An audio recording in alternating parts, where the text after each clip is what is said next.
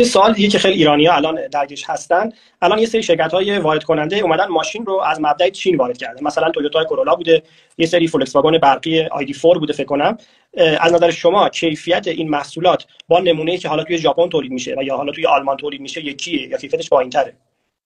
من سالها به کارخونه‌های چینی رفتم، ماشین الکتریکیشون خیلی حتی بی وایدی رو رفتم کارخونه‌شو سال 10 سال پیش رفتم دیدم. چینی‌ها هاشون گذاشتن جای پای ژاپنی‌ها.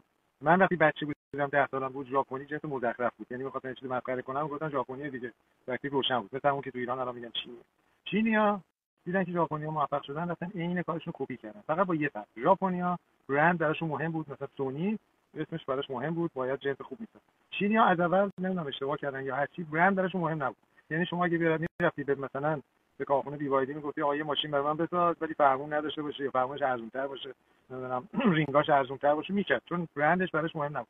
ولی الان چینی‌ها یاد گرفتن که آقا برند خیلی مهمه. وقتی میگی بی وایدی باید تو ذهن مشتری یک ماشین کیفیت بالا بیاد و نمیتونی عوضش کنی به خاطر این مشتری دوزاری در ایران.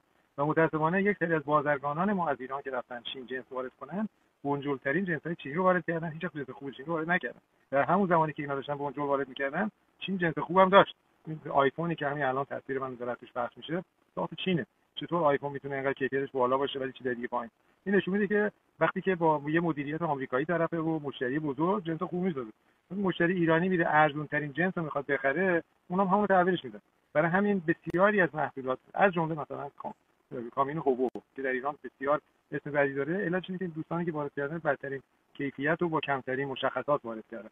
همون هوو رو شما در تمام دنیا کشورهای خاورمیانه تو فیلیپین پر هر چی ماشین هووه، ولی میتونه بد باشه و ملت دارن اینقدر بخرن. پس بنابراین چینی‌ها اگه برید بخرید کلکت آیدی فلان رو بخرید از چین حتما جنسش خوبه. تویوتا بخرید ساخت چین باشه حتما خوبه.